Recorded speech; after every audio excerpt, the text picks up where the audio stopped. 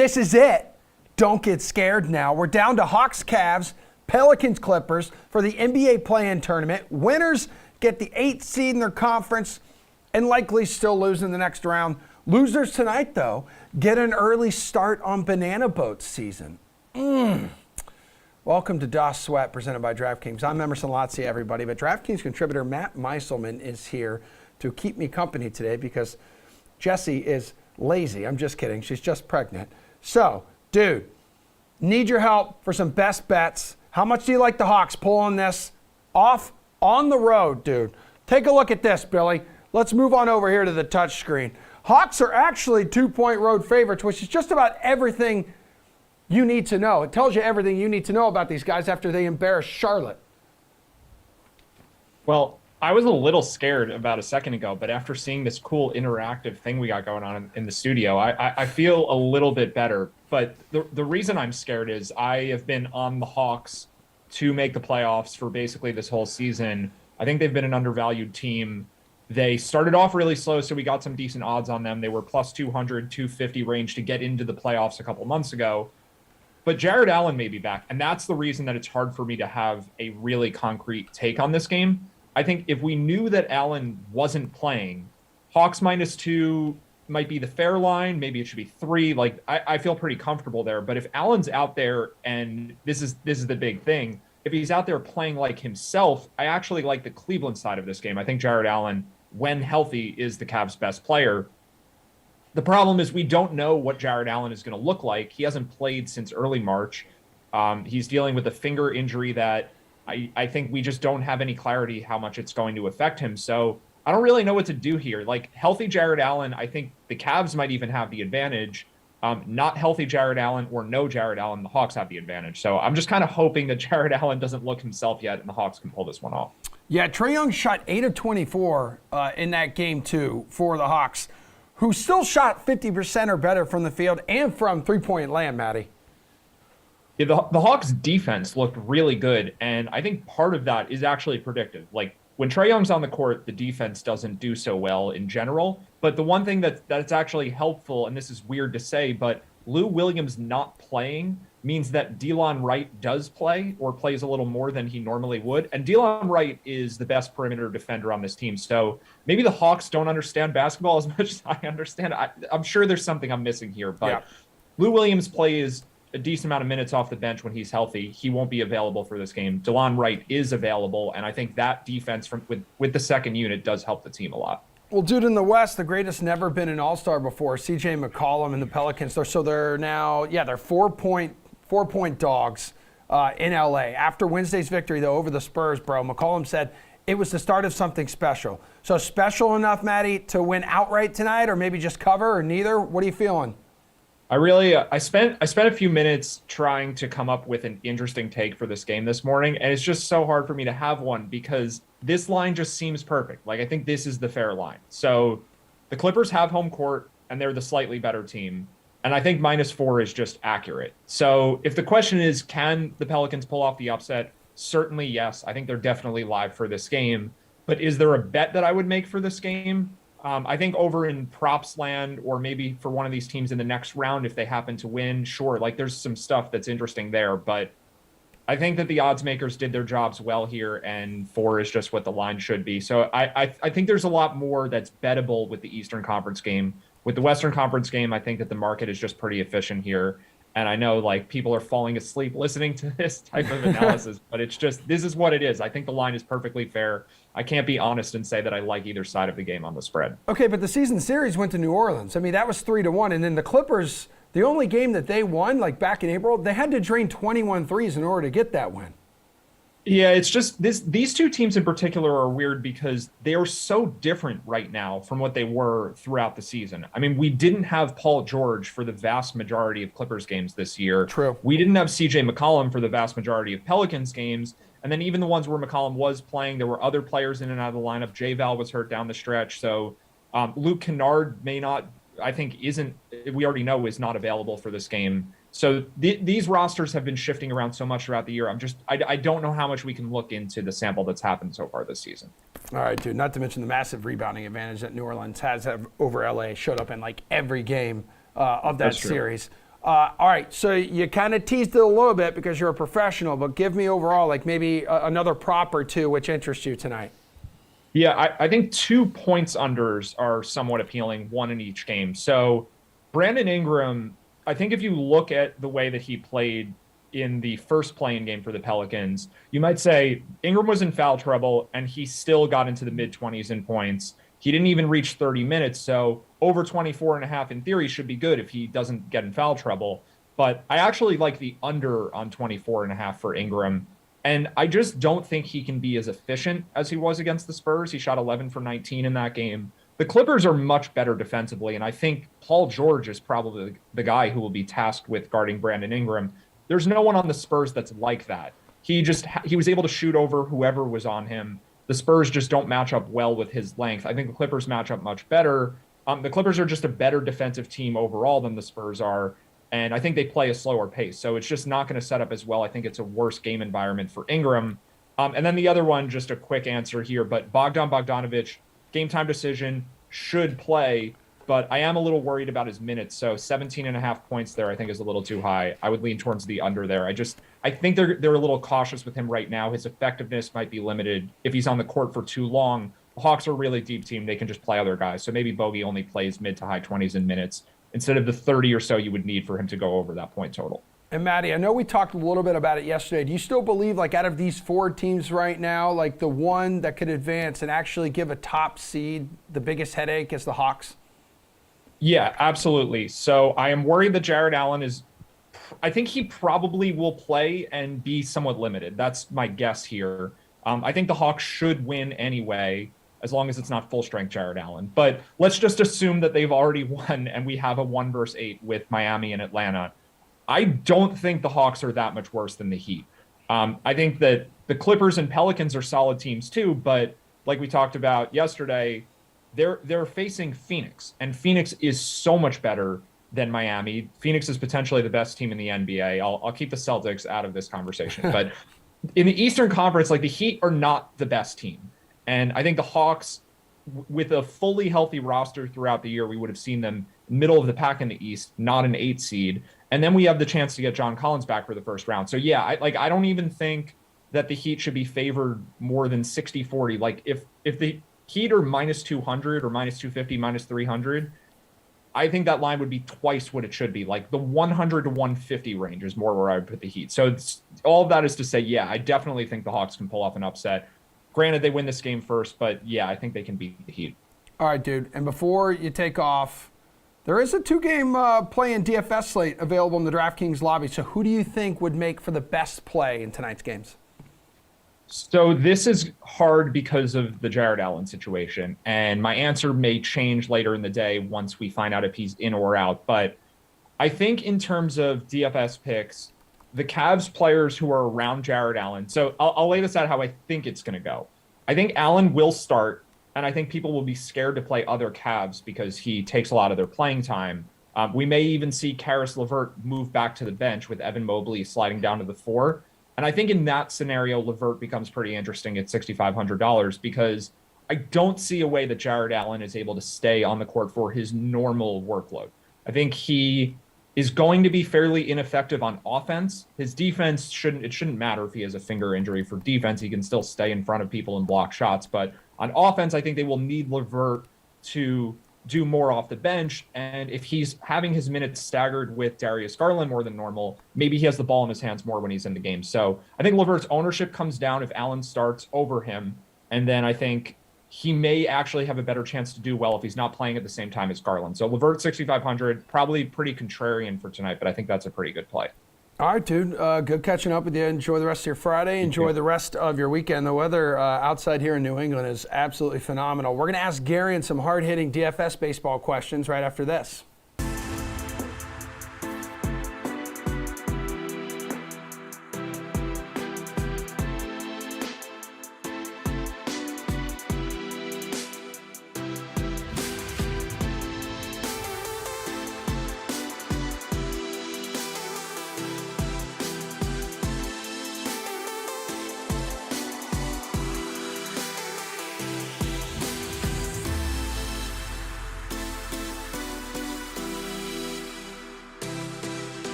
All right, it's home opening day for the Red Sox here in Boston. The boys are buzzing. The city is alive. The birds are chirping. And these dudes on your screen put up the most points on Thursday night's DFS slate. Manny Machado.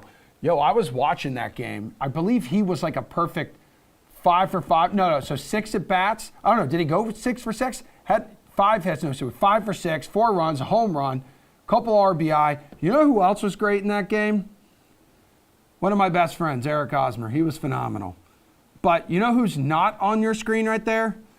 Vladdy Jr., Garion.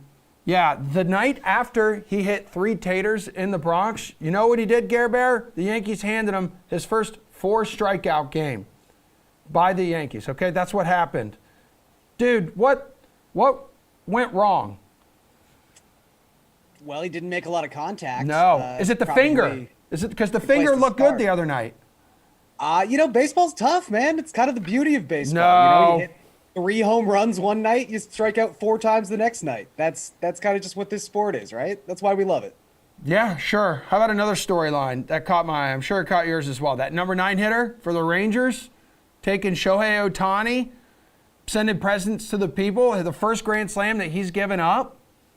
Like, is there a reason to be concerned for Ohtani here? I mean, especially the hitting. The hitting's not been great, even if you look back to last August, Garion. Yeah. Look, I think that we'll probably come to realize the absolute peak we saw of Shohei Ohtani hitting last season. It was just unsustainable. I still think he's going to turn this around. I mean, it's very early on in the season. I know it gets tiresome to use the same excuse for every player for the first 3 weeks, but weird spring training, truncated spring training, like we're only now kind of getting to that point where players would really be starting to play in actual meaningful games about 2 weeks into this real season. The Ohtani thing, though, really cool for a lot of reasons. I mean, first Grand Slam he's ever given up, but even just going 0-2 on Jonah Heim and having Heim hit that split finger fastball for a Grand Slam, that pitch was almost unhittable last season. So just so many crazy things kind of conspiring together to ruin Shohei Ohtani's night on Thursday. Yeah, I think it was the first home run he's ever given up on that pitch. Did you say that? Yeah, I think that's what the stat was. Yeah. Okay. First he's ever given up on a splitter. All right, so let's go to today's slate while you're here, because that is the main reason we have you here. Couple day games. Got an early DFS play from this early slate? Yeah, I'm going to say that you just kind of have to roll with Chris Bassett. I think a lot of people are going to. Now, look, you have to start 2 pitchers, and there are only 4 to choose from on this early slate. So I wouldn't worry about ownership and differentiation too much here. I would just roll with Bassett, who by far has the easiest matchup on this slate. The Diamondbacks just have not been able to hit. Aside from that really timely Seth Beer home run on opening day, this is a team that comes into Friday ranking dead last in WRC plus, in WOBA. And if you don't like all those fancy stats, the Diamondbacks as a team are hitting 140 to start the season. That is easily the worst mark in all of baseball. So I think Bassett, who had a fantastic first start with the Mets, was someone who was really underappreciated in his time with Oakland, was truly one of the best, I would say, 15 or 20 starters in all of baseball the last 2 seasons. So I think you start with Bassett, and then maybe you try to differentiate with some of your offensive pieces, whether that's maybe leaning towards like some Twins. I know a lot of people are going to be on the Red Sox today, justifiably so, but I would rather have Bassett and then maybe find a way to get a little crazy with your positional players, because I just think Bassett is just way, way better, way higher ceiling than any other pitcher on this slate. All right, let's go to tonight's slate then. Who's a pitcher worth paying over $8,500 for? I'm going to go with Carlos Rodon. And I'm not going to say that I think people are going to ignore Rodon, although this is the first big slate we've had in 2022. It's an 11-gamer. We're finally seeing most of the games kind of trickle past 7 p.m. Eastern time. But Rodon is going up against the Guardians, who are, crazily enough, the best hitting team in baseball right now. They have a 167 WRC plus as a team. I don't want to take anything away from what Jose Ramirez and Steven Kwan have done so far in 2022, but I think we have to take a step back and realize they were facing the Royals and they were facing the Reds. 2 teams that I don't think anyone had really high expectations for coming into this season.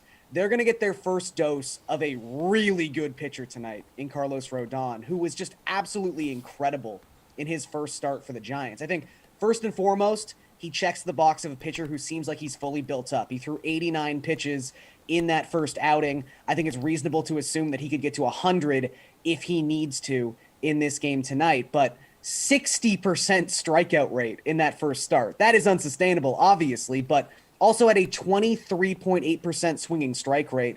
And this is what Rodon has done when he's been healthy. He is someone who just has absolute filth coming out of that left arm, and he can generate swings and misses like few others can. So I do think if you get a couple people looking at this matchup going, I don't know, Cleveland's really hot at the plate right now, I'm not worried about that at all. I just think Rodon is a stud, and I think he starts to normalize those Guardians bats tonight. All right, that's a good point, but where's the value on the mound tonight? So I think the place you could go and feel probably the safest, which is kind of weird, is German Marquez. I think he's just proven himself to be able to pitch at Coors Field. He's a ground ball pitcher. He's a strikeout pitcher. He's coming off a really good first start of the season. So he's 7,900 going up against a Cubs team that's pretty middle of the road when it comes to offensive projections. So I don't mind using Marquez. I think he's a nice piece, and I think he will be relatively popular, even considering the Coors factor. But you're going to have to get a piece of Mackenzie Gore. It's just one of those situations where I think a lot of people are going to do it. He's been one of the more notable prospects in baseball. And it really seems like he's been one of those prospects who has just remained a prospect for a really long time. We don't see these guys hang around as often as Gore has. He was basically the top pitching prospect in baseball from 2019 to 2021. Like, he's been a name that people have been waiting for a very long time, but he is going to make his major league debut tonight. It's a tough matchup against the Braves, but he is just $5,000. And I know he's a rookie, but his strikeout potential is just superb.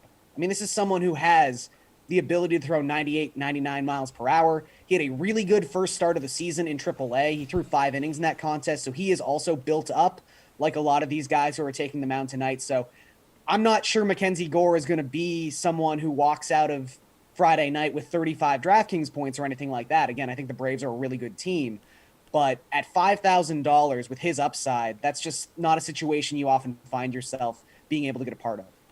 All right, let's go to some offense. How about a bat that'll cost you north of $5,000? So I'm going to go with Jose Altuve as sort of a stand-in for just stack the Astros. You don't need to spend $5,000 on every Astro.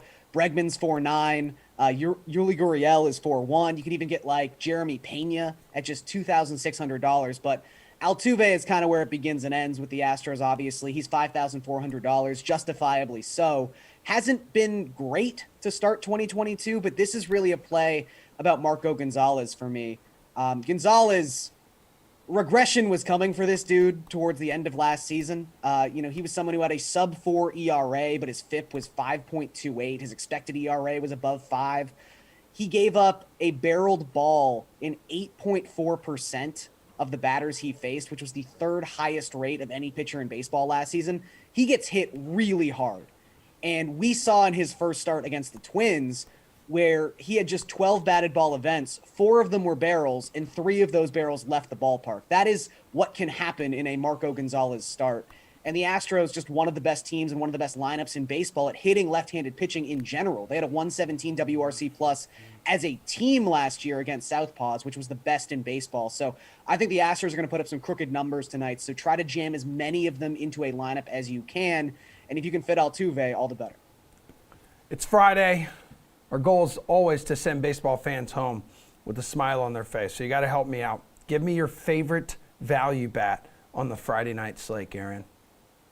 So I think there's the potential for a lot of runs in this Toronto-Oakland game. The Athletics have been one of the more surprising offenses in all of baseball. They're actually second to the Guardians in runs scored so far this season, despite the projection systems absolutely hating this lineup.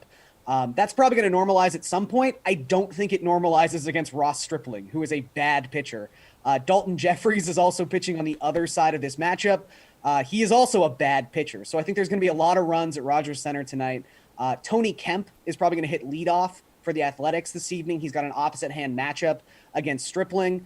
He's just $3,600. You've got the potential for 5 plate appearances in this game. You've got the potential for maybe even Tony Kemp to showcase some power. I mean, going back to 2020, Ross Stripling has allowed 2.1 opponent home runs per 9. That's disgusting. So I think Kemp, you've got some other athletic bats in there that you could probably get really cheap. They don't have a lot of expensive bats to begin with. And even on the Jays side, with Teoscar Hernandez not available, I think you're going to see someone like Matt Chapman, who's got a nice revenge game narrative if you really feel like diving into that. But he's just $3,800. He's probably going to be hitting fifth tonight. Alejandro Kirk is $3,400. Raimel Tapia is $3,300. You can kind of stack the 5 through 7 of the Jays order really, really inexpensive. So I just think finding some cheap parts of this particular game is going to be a strategy that I'm really utilizing tonight. Gary, and I had a lot of fun with you today. Thanks for hanging out. That means a lot to me, Emerson. I know.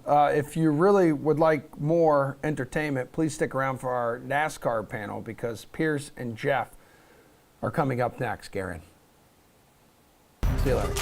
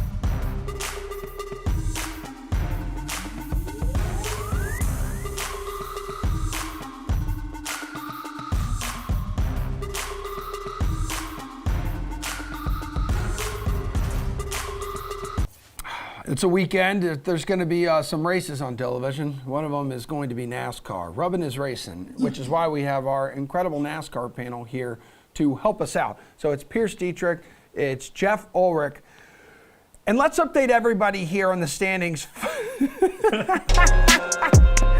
Following last week's picks. Again, we're only counting their picks to win this thing, how many points they get. My God. This is getting out of hand. I don't know if we need to handicap this, but Pierce, you got 336 fantasy points. You picked Ryan Blaney last week. He ended up with 63 points. Jeff, you're at 176, and Kyle Busch ended up with 44 DK fantasy points. Pierce, you're probably feeling pretty comfortable right now, right? You don't really feel necessarily any kind of threat from Jeff. No, I think based on those points, I'm about to lap him. I still just can't get over those pictures. I know. Don't you worry, man. We'll get you a poster. Even when I pick Pierce's pick, which I did last week, he still beats me. So I'm out of options here. I'm just gonna have to go full. I don't know. Hey, I'm out of options, man.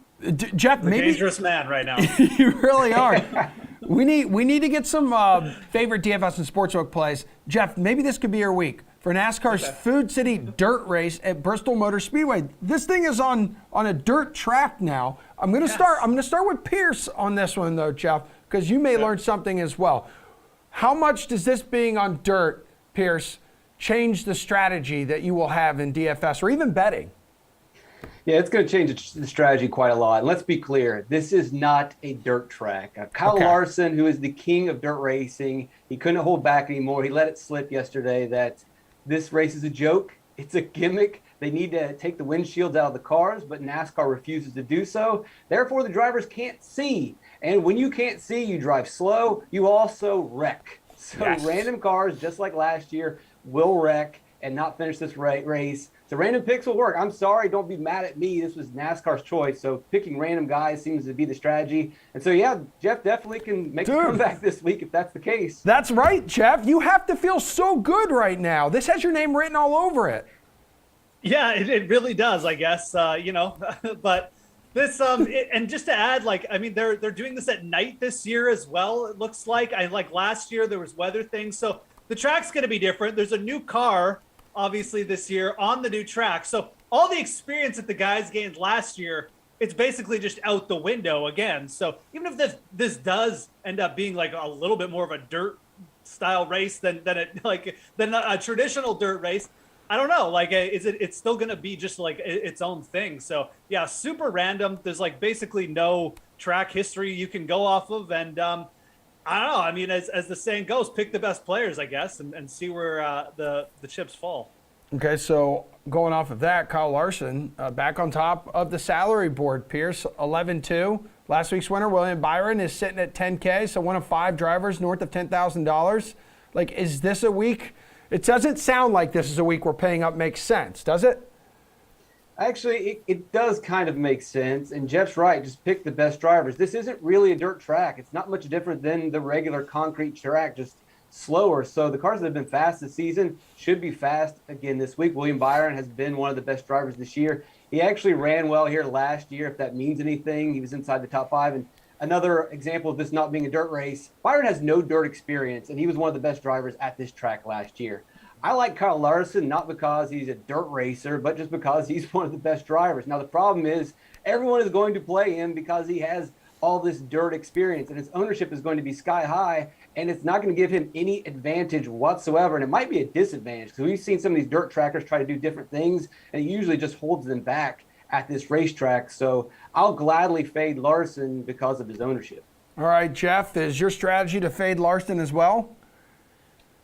Yeah, I mean, I think so. I mean, it depends kind of what contest you're playing. I think in the bigger field GPPs, I think a Kyle Larson fade probably makes sense. I mean, Pierce mentioned he kind of came out and he obviously is looking at this race the same way we're looking at it. It's just a big, hodgepodge. Anything could happen. No one really has a huge advantage or anything like that. So, with that in mind, I think that there's just so many good drivers driving well every week underneath him in price that it doesn't really make sense to eat the chalk with Kyle Larson if he is going to be chalky. And it does look like, this dirt track, connection is going to be something that actually draws people towards him. So, no, I definitely like, going at least a little bit underneath him. I don't think you should go too crazy and fade like all the top players. There's definitely names in the 10K range that I think are viable, but paying up for Kyle Larson if he's going to be like the most, owned play. No, I think that's a fair fade. All right. So what about the value plays here this week? It sounds like based off of your comments and Pierce's comments, maybe you can get a little weird at some of the lower salary ranges.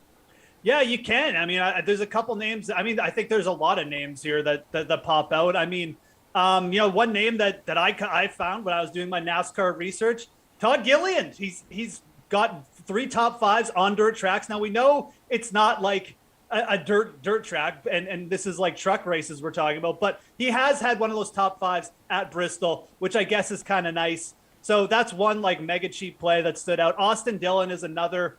He's obviously had some dirt track experience. He's also just raced well though, Austin Dillon. So we like that. He didn't finish well at this event last year, but that really means nothing to me. If anything, like the fact that he's going to be coming in with a little bit more, just experience and stuff like that. That works out well. So those are kind of the 2 top values that stuck out for me. I definitely like Dillon this week. I think in betting as well, you can take advantage of him with some placing bets. All right, Pierce, what are you doing for value plays? Adding to that Austin Dillon pick, I will double down, and because he's running double duty. So we don't know specifically how this track's going to race based on last year. Is it dirt? Is it not dirt? But we know that whatever it is what it will be. And Dillon's going to run a truck race and a cup race. He's going to have a lot of reps going into the main race. And that's also where I'll take my value with Harrison Burton. He is also going to run the truck race. So more reps on whatever this surface is going to be helpful. And then really just anyone down towards the cheap end and starting in the back could move forward based on attrition. Because as I mentioned, the drivers have visibility issues. They're going to slide. Someone slides, you run into them. And just through attrition, these cheap guys will gain place differential points and sneak into the top 25. All right, let's go over to the sports book. Favorite bet for this race, Pierce? Ross Chastain plus 3,500. He was my pick in my Best Bets DK Nation article. I will stick with him. As I mentioned, it's not really a dirt race. So the drivers that have been fast this season will be fast this week. And Chastain's been good every single week. He's got a fast car. His current form is there. And the thing that I really like about him is his aggressive, borderline bully nature. The necessary mentality is going to have to be being aggressive and going for the win. Chastain does that. It's checkers or wreckers, but if you got 3,500 odds, why not? Jeff, what you looking at on the sports book? Austin Dillon, top 5, plus 500. Pierce mentioned he's going to be doing the truck race as well. He's got that good experience. So I think that's just going to help getting used to the track. We also like here over at, the Fantasy Grind NASCAR unit, we like Daniel Suarez, plus 140 in a matchup over Chase Briscoe. I just feel like those odds on this track. Suarez led here for like 58 laps last year. So, I mean, that's pretty good. And he's been solid. I just feel like plus 140 in a matchup on this track at an event where like nobody has an advantage. You got to take that. All right, here we go, guys. The moment of truth. Buckle up. Let's get your top DFS pick for this week's Food City Dirt Race at Bristol Motor Speedway. Jeff, you have nearly 200 points here to make up. Yeah, and we're going to make up a lot of them this week with Chase Elliott. Chase Elliott also doing double duty this week. He's going to be doing the truck race. I think that's a big help. He put up a monster performance in fantasy last week. He's going to do it again for me here. I think Chase Elliott, well overdue for a win. Also kind of like him at plus 1,000 to win this race. Chase Elliott. We're going to make up some ground, some big-time ground this week, Emerson. I'm excited. All right, Pierce, don't be nervous. I'll take the opposite approach. I'm going to go with Denny Hamlin. Last year, he nearly won this race, and he didn't prepare at all. He did absolutely nothing to get ready for this race. He was apathetic then. He'll be apathetic now. It's not a dirt race. He's just going to go out there and run his normal. I mean, it's a gimmick. It's just a bad gimmick. This is like when Undertaker decided to be a biker and he was listening to Limp Bizkit rolling around. Yes! Dude, you're a zombie. Just be a zombie. In Bristol, you're not a dirt track. Stop doing this. Dude, Limp Bizkit. Drivers hate it. Hamlin's going to go out there and just nurse this thing, get a top 5 finish, and I'll play it safe and extend my lead. Limp Bizkit out of Jacksonville, Florida. No surprise. Yeah, that's the least surprising news this Right? Especially, it's like we talked in golf too, Jeff. Like you look at the way Cam Smith looks now, that he started looking like that after he moved to Jacksonville. All right. Smith would fit right in with the NASCAR crew, I'd say that. You two don't go far because we are going to talk some NFL with you. Also, some USFL, which it sounds like Pierce may have a leg up on you and Reed T. Fowler. But right after this, right after this break, Jeff, we're going to have another Canadian join us. It's Paul Bruno. We're going to talk some hockey. Stick around.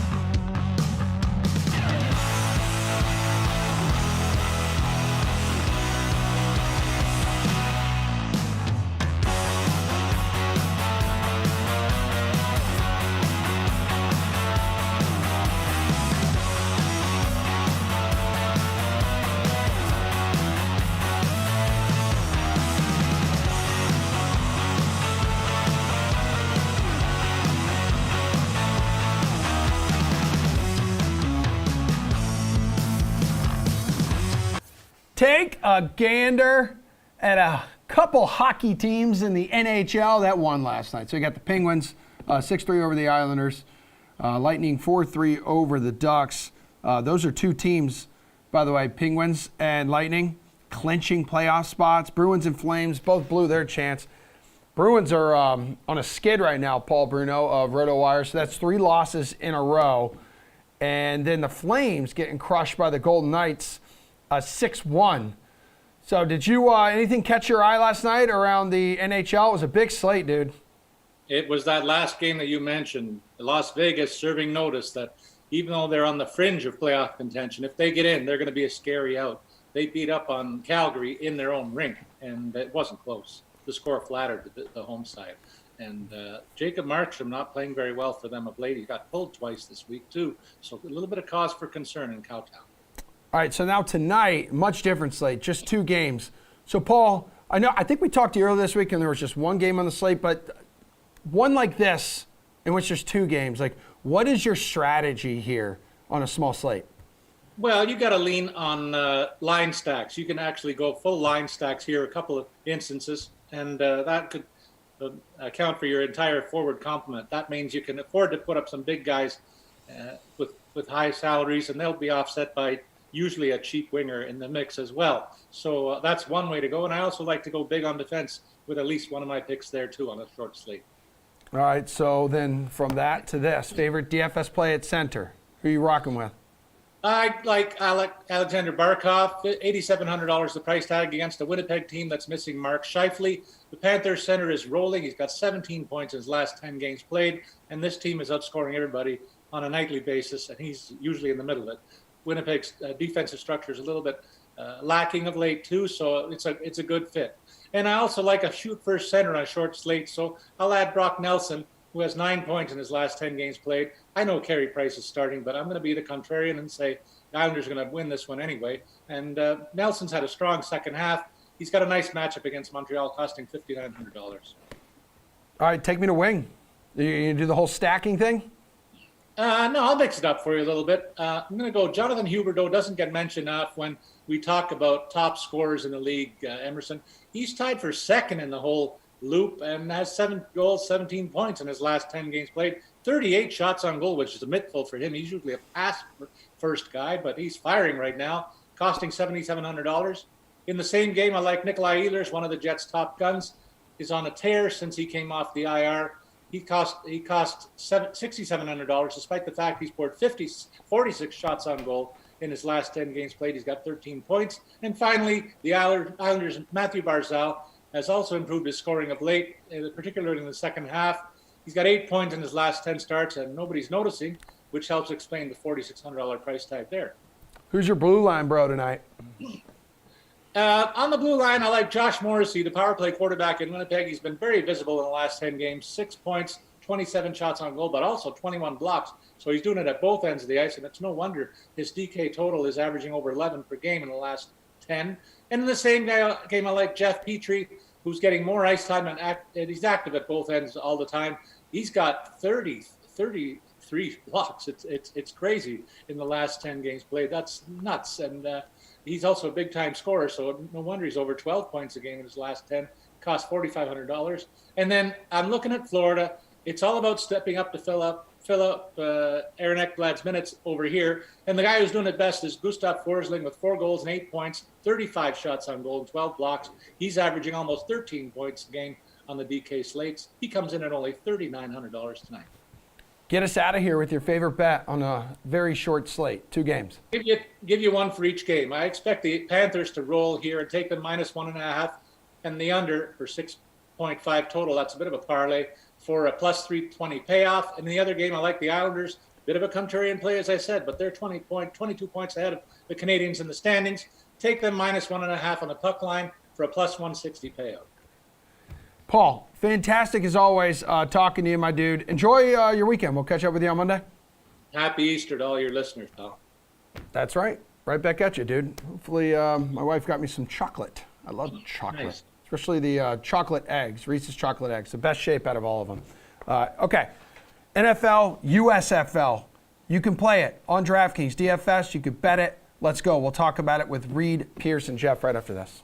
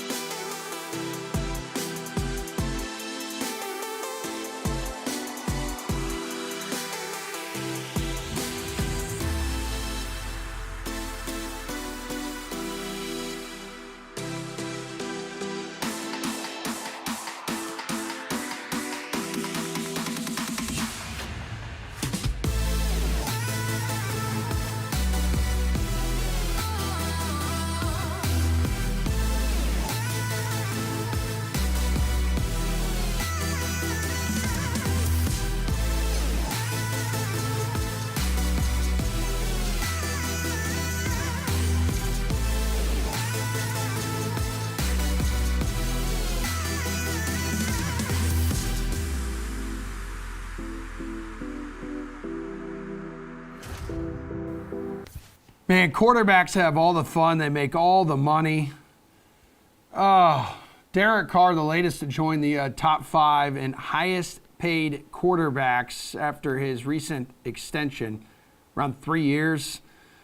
North of $40 million now, average salary. Let's put a DFS and sportsbook spin on this thing with 3 of my favorite friends. Reed T. Fowler, Pierce Dietrich's back, Jeff Ulrich's back. I know Jeff and Reed and I talked in depth about this on the highest rated edition of the slate on Wednesday with Derek Carr's huge extension. But Pierce, I'll start with you here. He's now one of the top 5 highest paid quarterbacks like in the league. Is he worth it, in your opinion? Is this a good move?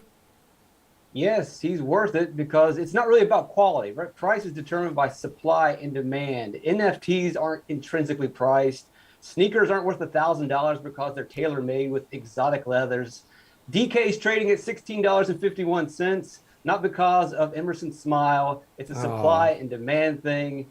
There's a low supply of quarterbacks. There's a high demand for quarterbacks. So you've got to pay the guy. Can he lead the league in passing? Yeah, I think he can because he's playing in the division with some pretty potent offenses. They're going to have to step up the pace. They're going to have to play up tempo, put points on the board. It's not something they're going to be able to turn off and on. They're going to have to remain full throttle the entire season. They've got the personnel to do it. So it's a possibility. It's not a terrible bet to think that he can lead the league in passing. All right, let's go to our in-house Raiders guru, Reed T. Fowler, plus 1,000 league in passing. You want to take I'm just it? excited. Yeah, I'm just excited for Pierce Dietrich's on the second YouTube channel, which is going to be Mad Money with Pierce Dietrich, and telling us about supply and demand, the economics when he's not DFSing. Multifaceted Pierce Dietrich telling us about markets and how they're emotional. And yes, going to the emotional Raider fan, I have to take a look at this from a objective standpoint, and it still makes sense, right? For Derek Carr, if you take a look at, just Josh McDaniels coming over. You take a look at what he did in New England. Now, granted, that was with Tom Brady, the greatest of all time. And his offenses, he had 3 top 10 finishes since 2015 in passing yards, 2 top 5 finishes, and a runner-up finish in terms of their passing offense. And now you get Derek Carr, who was, I believe, 4th last year or 5th last year in passing yards with no Henry Ruggs, right? And Darren Waller being out for the majority of the season. Now you get Devontae Adams, a healthy Darren Waller. Hunter Renfro's coming into his own. So absolutely. You take a look at the AFC West as well. 3 of the top 5 quarterbacks that finished in passing yards last year were in this division, right? So you take a look at that, and to complement what Pierce was saying, this makes a lot of sense. I mean, Russell Wilson, I know Jeff will probably talk about Russell Wilson being extreme value. He's at plus 1,800 as well, being with the Broncos. So I like this a lot. So Brady's the favorite here in this department, Jeff. Plus 700. Herbert has the same odds. Mahomes, Stafford, Burrow, Allen. Then there's Carr and Prescott. Yeah, I mean, I think Reed is kind of, I do agree that, like, you could even go deeper than Derek Carr. Like, Russell Wilson at plus 1,800, it definitely sticks out. I mean, he's going to have the same schedule that Derek Carr does, which is just good teams every week because the AFC West is just stacked. But I made the same argument that Pierce did yesterday. Like, the Raiders are going to have no choice here. They already passed they had the 4th most pass attempts per game last season, and it's not going to change. I mean, Josh McDaniels is going to come in. He's going to scheme more open receivers. What did he do in New England? What was he so good at? Why was everyone like, oh, Tom Brady's a system quarterback? Because the wide receivers that were always open. Josh McDaniels is great at scheming guys. Now he's got Devontae Adams and Darren Waller to work with.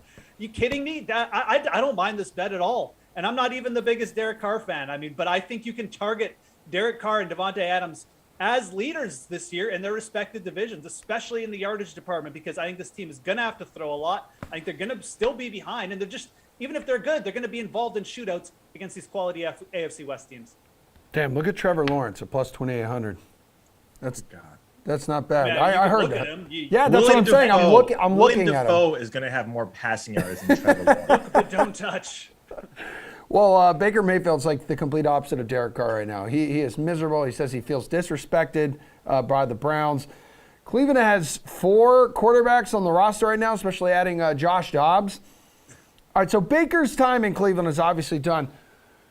Jeff, is anyone going to be willing to trade for this guy, or you think the Browns are just going to cut him? I know that Baker himself mentioned Seattle as a good option for him. He just doesn't care what he says anymore. He's just like, yeah, this could be where I end up. Somebody needs to just tell Baker Mayfield to just be quiet for like a week, and he'll probably get traded. Like, legitimately, just be quiet for 2 weeks, and this will probably be over. He can't do it. He's talking himself out of every team. You think Seattle now wants him? He's already placed himself on top of the depth chart in Seattle. It's like he's already undermining Drew Lock. He's not even on the team. just to be quiet, dude. Yeah, Seattle probably does have some interest in you. They're the only team really who may have it. So be quiet and wait for them to get a deal done. I think he's going to get cut because I don't think anybody wants to touch this guy now. The Colts went with Matt Ryan. They could have got Baker Mayfield for cheaper. What did they do? They paid Matt Ryan $1 gazillion to bring him in. I think that the Cleveland basically has no choice here. I think he is going to get cut. And I think he's going to have to suck it up and really just come in and probably sit on the bench for a year. You know, we've seen other quarterbacks do that. Marcus Mariota did it. I don't know if Baker's capable of doing it because that means he's going to have to be quiet and hold the clipboard. It's a weird situation, man. But like this guy is absolutely talking himself out of the league, it seems like, every single day. And I like him. I do. I like watching him play. I just want him to be quiet for a bit so that he can get another shot. So that's my advice to Baker Mayfield. Yeah, Reed, do you agree Cleveland probably has no choice at this point? Well, they can keep him, right? They don't have to do anything. They cannot keep him.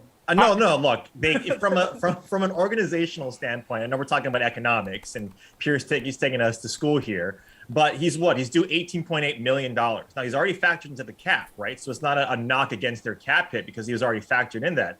So you got if you want to trade him, you got to find a team that's going to be willing to take that money on, which that's also part of it. So what Cleveland is probably thinking about is saying, hey, look, we know Baker is not going to play for us. Baker doesn't want to play for us. We don't want Baker on the team.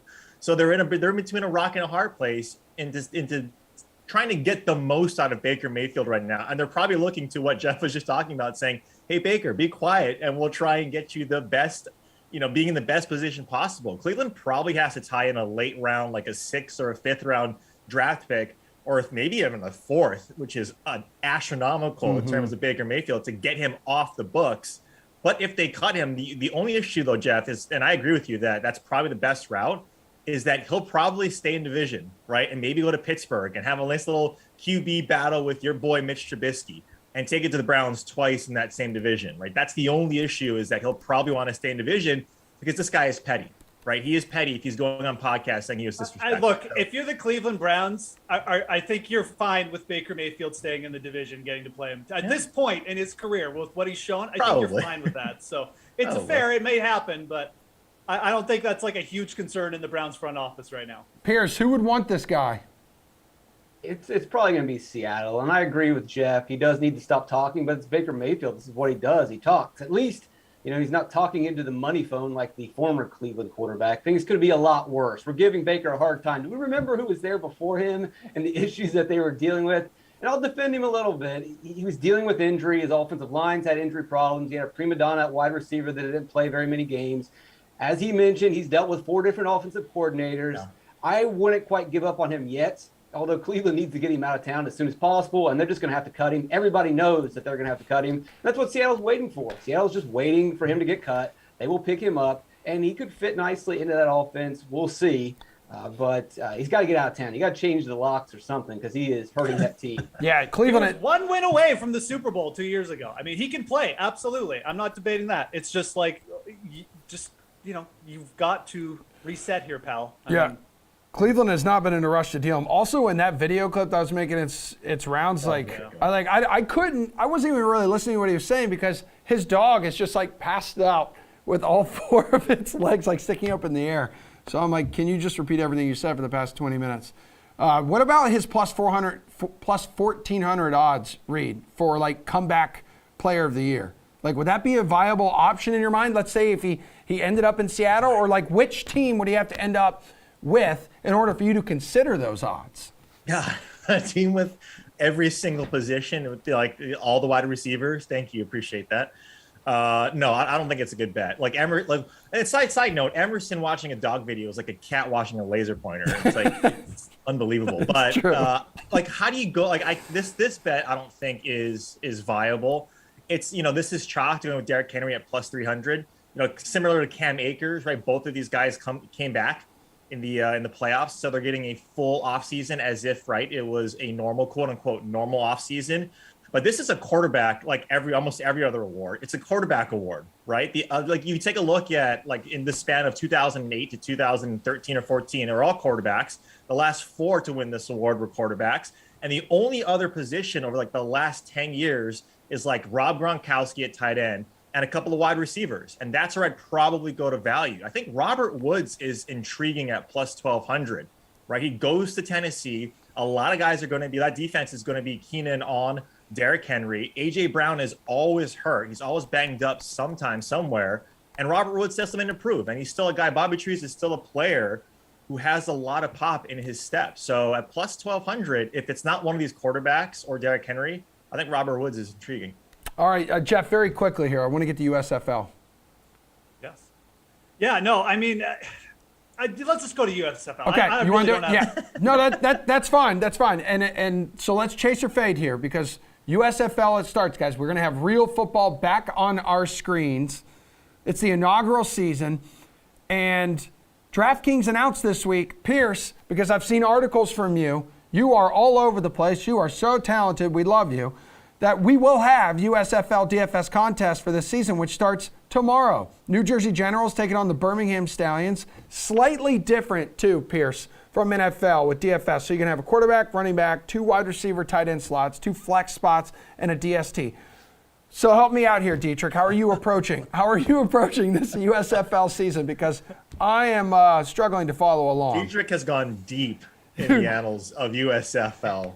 I've gone way too deep. I'm in way too deep. But there's 2 things that you should do.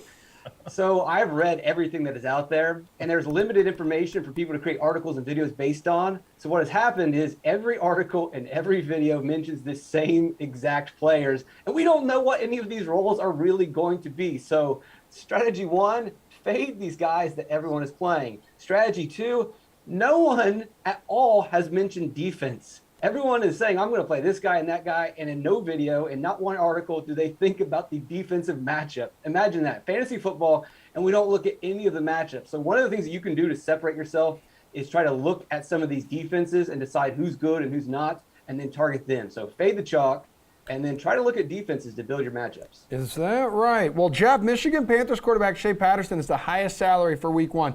10-5. 10-5. Your favorite DFS play, is that your guy? You're going to go somewhere else? No, I mean, look, I think Patterson could be a good fantasy play from the perspective if he can run a bit, but that is what the roster construction I think is going to boil down to. It's not the traditional, oh yeah, let's stack this guy with the stud wide receiver.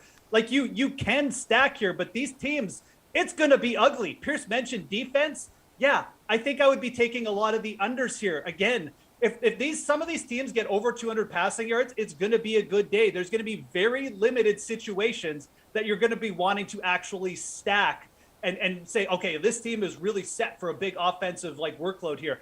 It's going to be a lot of rushing. And I think at quarterback, there's very limited options where you're going to go feel good about a quarterback wide receiver stack. The other thing is we don't know how the wide receivers are going to be used. So I don't mind Shea Patterson. If you're going to stack, the only passing quarterback I will even consider here is Kyle Slaughter.